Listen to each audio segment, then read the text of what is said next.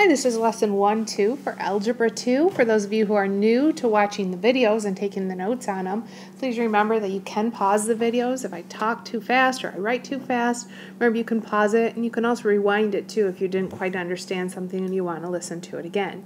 So we're first going to talk about some vocabulary words for 1-2. 1-2 is evaluate and simplify algebraic expressions. A key thing here is this is expressions, not equations. We will not have any equal signs. So first of all, a power is an expression formed by repeated multiplication of the same factor.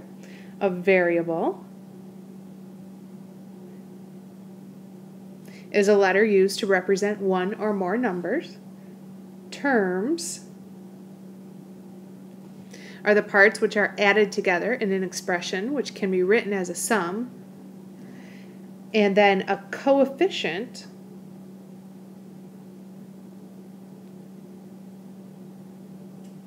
is the number being multiplied in front of a variable when a term is a product, so it's two things multiplied, of a number and a power of a variable. So for example, if I have 3x squared, this 3 right here, that's my coefficient. So these are all words that should be pretty familiar. Coefficient, you might be a little iffy on. 1e, an identity,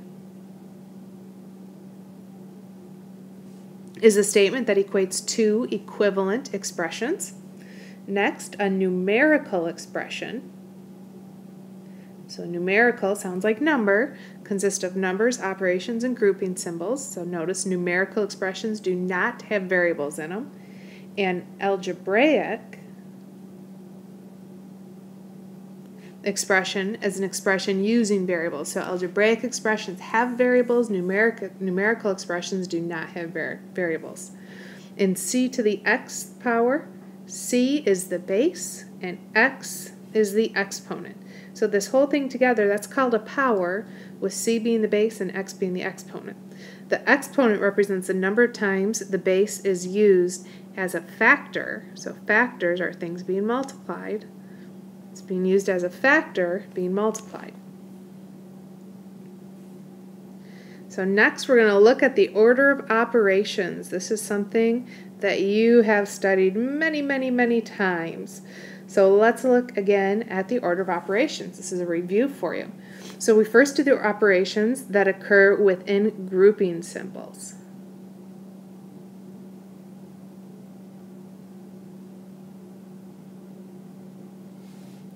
So my example here, I would do this first, 5 minus 3, because that's inside my grouping symbol.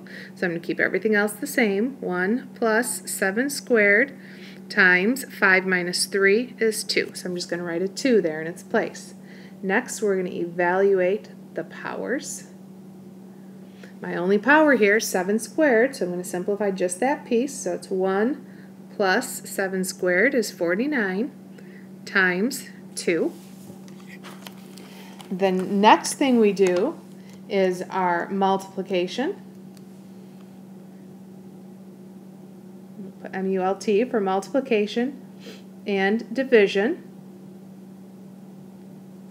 from left to right. So we only have one thing being multiplied here, 49 times 2, and that's 98. We're going to keep the plus 1 the same. Then the final thing we do is our addition and subtraction from left to right. And we only have addition here, which is 1 plus 98, and that is 99. So that's a little review of the order of operations.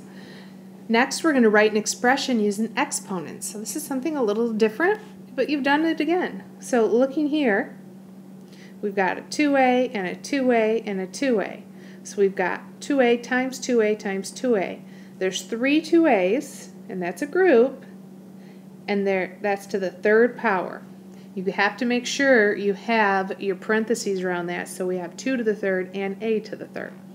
Plus, we then have x plus y, and we have that twice, so it's going to be x plus y, the quantity squared. So this number right here, that's a 2, not a z. That is a 2. So we have the quantity 2a to the third power plus the quantity x plus y to the second power. Next here, for number 2, the thing that's repeatedly multiplied is negative 6. And that goes to the 4th power. So negative 6 to the 4th power.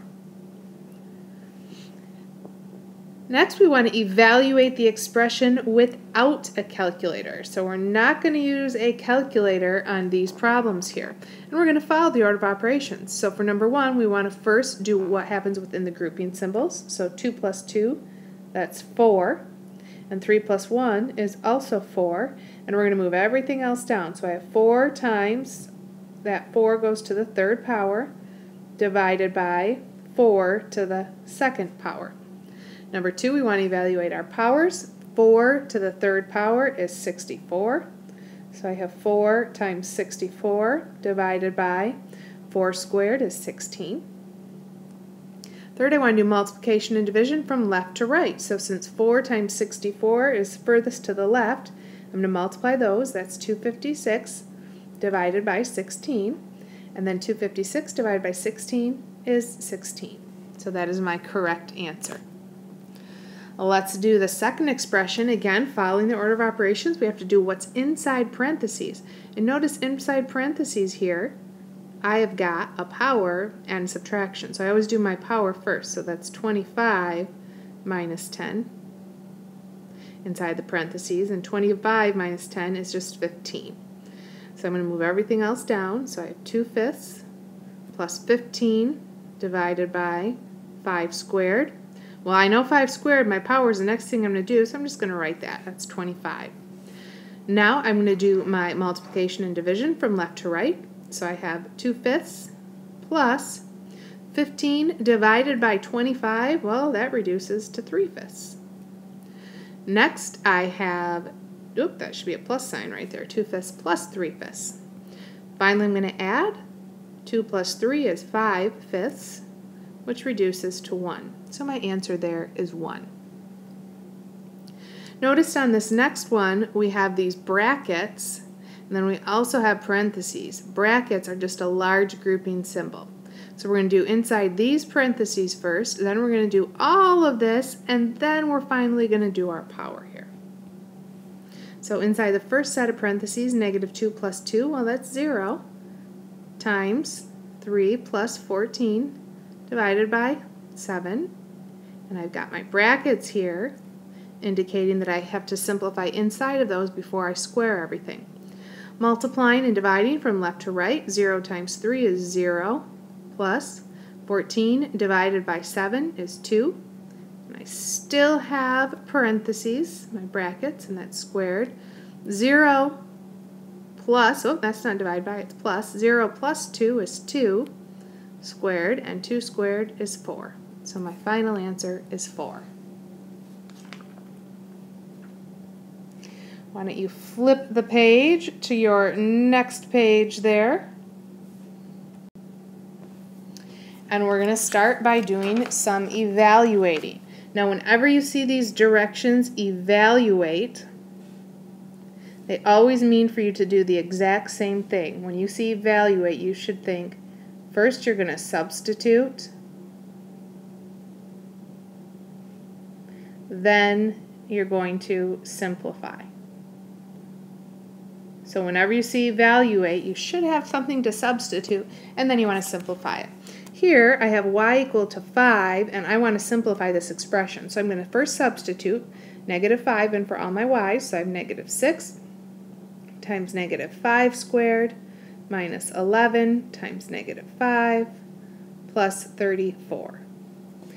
Following the order of operations, I have to do my powers first. So I have negative 6 times negative 5 squared. If you think about it, that's positive 25.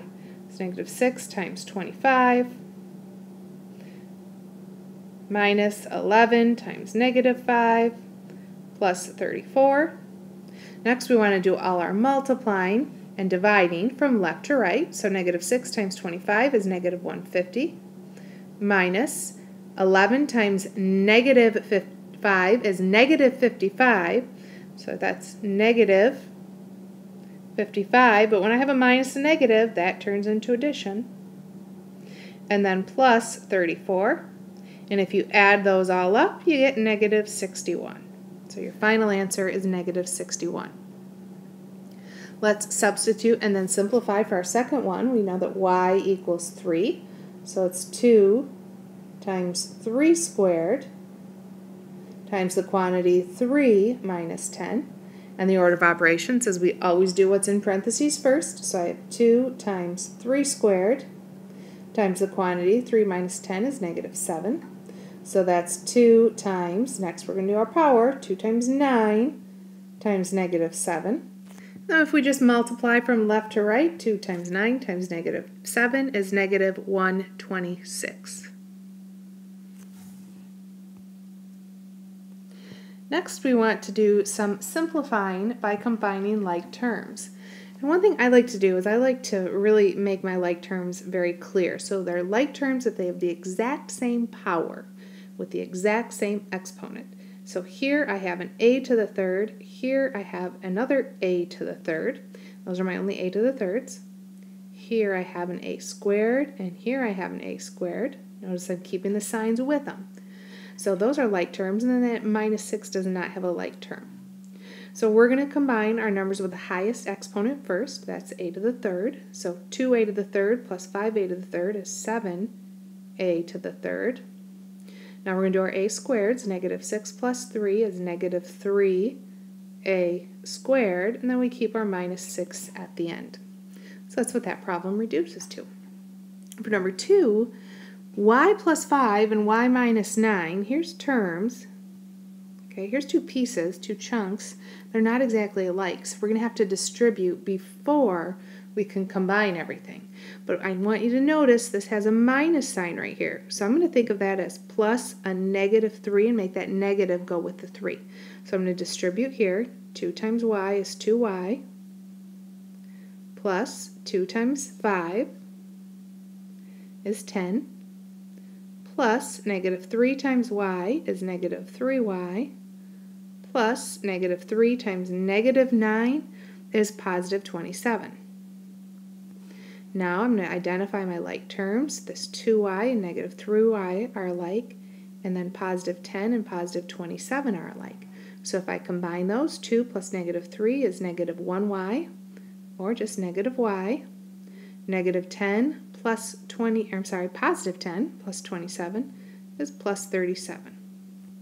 So I have the opposite of y, plus 37. For number 3 here, identifying my like terms, I have an x term here and an x term here. Those are alike. Here's a y term and here's another y term. Those are alike as well. So 14x plus 5x, that's 19x. Negative 6y plus 13y is plus 7y. Let's look at a couple more vocab words, words that you should know them already. A term that has a variable part is called a variable term because it can change. So if I have like 3x squared, again, that's a variable term because there's a variable in it. A term that has no variable part is called a constant term. And to me the word constant makes sense because it always stays the same. So if I had, for example, like a plus 9 at the end of something, that's my constant term. Okay, let's do some word problems here. I know you all love word problems, so let's try some of these together. Do orange this time. So it says use a verbal model to solve a problem. Remember, we're working with expressions here. So number 1, you're selling fresh squeezed lemonade at a county fair for $2.50 per glass. You spend $180 to rent the stand and buy the ingredients and supplies you need. Part A says write an expression, no equal sign, write an expression showing your profit from selling G glasses of lemonade. Okay, so we got to think, what's our profit going to be here? Well, I spend $180, so spending money is negative. So my expression is negative 180 plus I'm going to gain $2.50 for every glass. So that's $2.50 G. So there's my expression. The next part here says find your profit for selling if you sell 268 glasses of lemonade. So we're just going to substitute this 268 in for G. So it's negative 180 plus 250 times 268. And we know we multiply before we combine our like terms. And if you simplify that, you're going to get $490. Our next one, this would be a good idea to pause it and see if you can try this one on your own. It says, yesterday a store sold 60 recordable DVDs. The brand A DVDs sell for $15 each, and the brand B DVDs sell for $12 each. Here's my directions. Write and simplify an expression representing the store's total income for the DVD sales yesterday. So we can think of this as $12 times B plus we get $15 times every A DVD that we sell. So we can say 12B plus 15A, or you could have said 15A plus 12B, same thing. But what you have to remember is there's 60 totals. We're going to have to keep that into account here. B says find the total income if 38 of the 60 DVDs were brand A. So we know this A is 38, and so then B has to be 60 minus 38. And 60 minus 38 is 22. So we've got 15 times 38 plus $12 times 22, and that will give us our total of $834. And make sure you're including your symbols here. So this is the end of the first lesson of lesson 1.2. Make sure that everything made sense. If you need to go back and look something over again, please do so. A lot of this is going to be repeater, things that you've already done before. Have a great night.